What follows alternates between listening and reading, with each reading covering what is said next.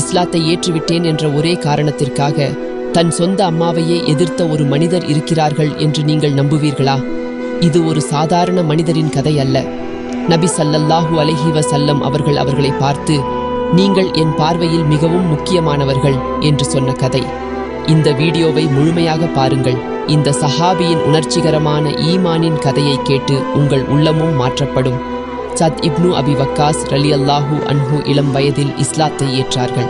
நபி முஹம்மது ஸல்லல்லாஹு அலைஹி வஸல்லம் அவர்கள் முதல் தாவத் செய்யும் போது இஸ்லாத்தை ஏற்ற முதல் 10 பேர்களில் இவரும் ஒருவர்.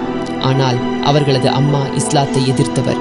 ஒரு நாள் அவள் கூறினாள், நீ இஸ்லாத்தை விட்டுவிடும் வரை நான் சாப்பிட மாட்டேன், குடிக்க மாட்டேன், உன்னிடம் பேச மாட்டேன் என்று. சத் ரலியல்லாஹு அன்ஹு திகைந்து போனார்கள்.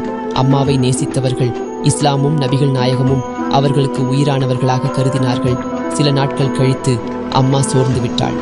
சத் ரலியல்லாஹு அன்ஹு தன் அம்மாவிடம், அம்மா, என் உயிர் எத்தனை இருந்தாலும் என் நபியை விட்டுவிட மாட்டேன், உன் உயிர் போனாலும் என் மார்க்கத்தை விட்டுவிட மாட்டேன் என்று சொன்னார்கள்.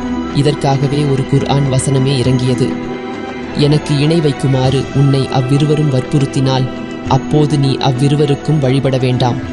ஆனால் இவ்வுலக வாழ்க்கையில் அவ்விருவருடனும் அழகிய முறையில் உறவு வைத்துக்கொள். இந்த வசனம் நமக்கு சொல்லும் பாடம் என்ன? பெற்றோர்களுக்கே மதிப்பளிக்க வேண்டும். ஆனால் அல்லாஹுவுக்கும் நபிக்கும் மேலாக யாருக்கும் இடமில்லை. நபி ஸல்லல்லாஹு அலைஹி வஸல்லம் அவர்களும் சத் ரலியல்லாஹு அன்ஹு அவர்களை பாராட்டி, அல்லாஹுவுக்காக நீங்கள் நின்றீர்கள், உங்கள் ஈமானின் வலிமை என்னையும் உதிர வைத்தது என்று சொன்னார்கள். சத் இப்னு அபி வக்காஸ் ரலியல்லாஹு அன்ஹு ஒரு இளம் மனிதர். ஆனால் தனது ஈமான் மீது உறுதியாக நிலைத்திருந்தவர்கள். இன்று நாம் சின்ன சின்ன பிரச்சனைகளுக்காக மார்க்கத்தை விட்டுவிடும் நிலைக்கு சென்றுள்ளோம். இந்த கதையை மற்றவர்களுடன் பகிருங்கள். ஈமான் மீது உறுதியாக இருப்பது எப்படி என்பதை மற்றவர்களும் உணர வேண்டும்.